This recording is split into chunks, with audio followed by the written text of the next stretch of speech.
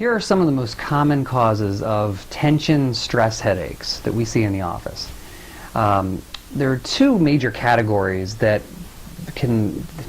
headaches, stress type of headaches can fall into. The major trauma category, meaning if you have a major injury, if you have an auto injury, for instance, if you have a fall, if something hits your head, if you injure yourself in that way, or a minor trauma, meaning more of a repetitive type injury. If you're doing the same motion over and over and over again, or if you have repetitively bad posture that's putting tension and tightness into body tissues.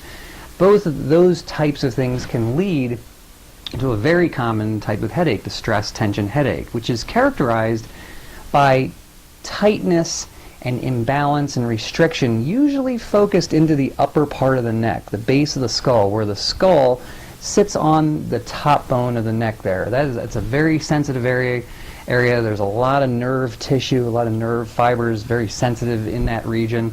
There's a lot of muscles, small muscles in there that can become out of balance and agitated and aggravated and can drive headache pain. This area is also a connecting point to a tissue muscle tissue that spreads up the back of the head into the front of the head. And through a mechanical chain reaction, when this problem develops, that can cause tightness that is almost like a vice, so to speak, that tightens up the tissue on the top of the head and causes restriction of the blood vessels that sit right underneath there. And that's a very common cause of a very common type of headache, which is the stress and tension headache.